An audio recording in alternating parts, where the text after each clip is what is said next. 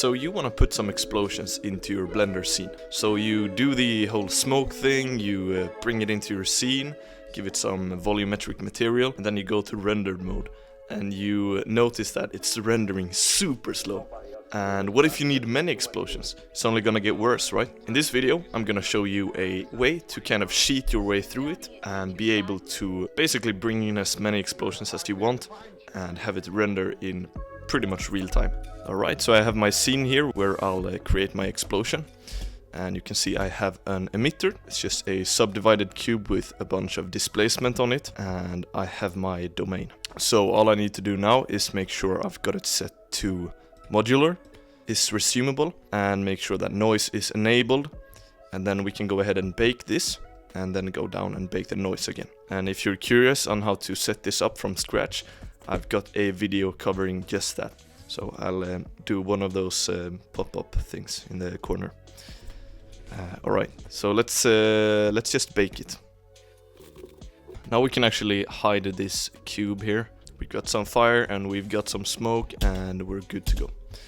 Right, so we're gonna need to give this domain a material. I've got this principled volume into the volume output.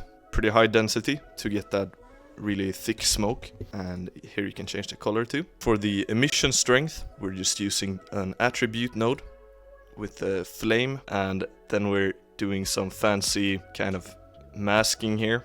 If you can see, if I just bypass this color ramp, whoops, like so, it's very blocky and it doesn't look very good. So that's why I'm using this color ramp and bring this black in a little bit and kind of give it a sharp, nice edge around the flames like that. You get the point. And then we can go crazy and select whatever color we want. But I want this explosion to look realistic. So I'm using this black body node. If I go with something like 1000, it's going to be very red. And then if we increase the temperature to 2000, that's a bit more yellow, but I think it's too saturated. 3000 works good for me. If I go even higher, it's going to start turning blue. So this basically generates realistic fire colors or burning, glowing hot stuff colors. So it's cool. Maybe I can zoom in on this a little bit so you can see better. But yeah, that's it. Bring in a camera. I set the aspect ratio to be square because I don't want to waste a lot of space on the sides here. It's got 1080p on both X and Y. So you want to render out a PNG sequence. So you get the alpha channel. So just select a folder where you want the frames to land. Oh, and if you want to, you can bring in an HDRI like that. And you can just plug in an HDRI to give it some realistic lighting. Back to the render settings. To actually use this alpha channel, so we want the background to be transparent and have this checker texture, we have to make sure it's on RGBA, and then we can go to render properties, scroll all the way down to film, and then check transparent here, and boom. So now when we render it, this background is going to be transparent, but we still get all the lighting on the smoke. So just hit render and render animation here, and I'm going to show you what it will look like. Right, so if you go ahead and find the folder in the file explorer, you'll see that we have this long row of frames, and if you click on any one of them, you'll see that it's got this transparent background. And if you want to add some variation to this explosion without having to do any more work than you already did, all you need to do is find a different angle and bring the camera to that side. Right, so here we have this nice airplane scene that's rendering super quick in Eevee. You can see it's very responsive and easy to work with. But where's the explosions? Let's hit Shift A, go to Image, and import images as planes. Just a side note, if you don't have this option here, go to Edit, Preferences, search for Import Images as Planes, and make sure that you've got this add-on enabled. And save preferences. So hit Images as Planes, find your folder with the explosion frames, hit A to select all of them. You want to select Animate Image Sequence, otherwise it's going to import all of these images as separate still images, but we want them animated on one single plane.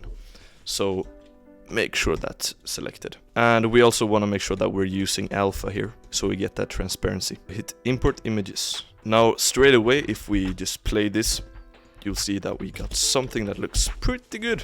It's rendering real time. Awesome, we can have as many as we want to. That's good, that's what we want. But we do have a serious issue. It's super obvious that it's a plane. It's not gonna pass. Let's fix it. Go to the constraints tab and slap on a track 2 constraint. Then we want to search for our camera and select that. Now the plane is always gonna face the direction of the camera, and it won't break the illusion once we pass it. But it's still looking a little bit weird when we come close to it. It's like rotating, it's rotating weirdly. I find that if we go to frame 1, hit Shift S to bring the cursor to selected, add in an empty, shift click the camera, hit Ctrl C and copy rotation. And by the way, if you don't have that option, it's right. Copy is right here. Copy attributes. That's good. Have it enabled. Make sure we're using local here and bring it back. We can name this empty something like rotation point and parent it to the camera. Now if we use this point instead, the smoke will still be facing our camera, but it's not gonna like rotate after the camera, but it's always gonna point towards it. You can see here. So from camera view, it's always pointing. Come on. It's always pointing towards it. Let's work on the shading of this plane a little bit. Go to the shading tab and you'll see that we have this material already. The flames look kind of weak and they're not really reacting to the bloom option here in Eevee. So we want to give it some emission. Let's just bring this color output and plug it into emission strength. Add in a color ramp. Bring it like so. It's a bit hard to see what we're doing here. So we want to bring in a math node and multiply this value with a big value. Oh, and we also have to make sure this emission color isn't black. Let's put this to maybe 50. Work with the color ramp here. But we don't want it to be white, we want it to be yellow. So you can do it here, or add in a black body node. Plug that color into the emission color. Select something that looks good. To make the smoke look a little bit better, I think we should increase the roughness here and bring the specular to 0. I think it's looking pretty good. So let's work on adding in some more explosions. You can see if I just duplicate this object and move it to the side here and play it, it's gonna explode at the exact same time as the other one. What if we wanted to explode 10 frames later? The way you do that is you go to the shading tab. We need it to have its own unique material. Hit this number button here. Now it's got a unique material. You can see now it's 0.001 and this one is just 000. Alright, cool. But we actually need it to have its unique image texture as well. You can see if we change the start frame on this explosion, it's gonna affect both of them, even though they have separate materials. So we actually need to go back here and hit the number here as well. So now it's got its own material and its own unique image texture. And now all we need to do is change this start frame value.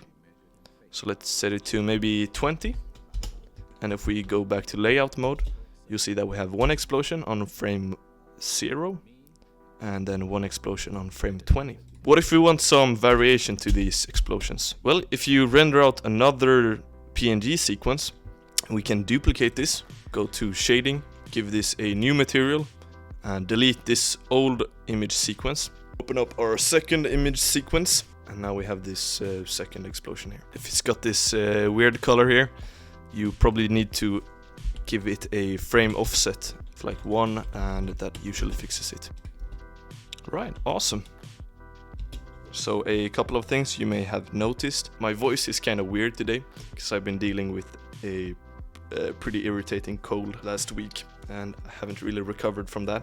And secondly, I've renamed the channel to my name. Just try to make it a little bit more personal maybe and kind of bring it back to basics. Yeah, thank you for watching. See you in the next one.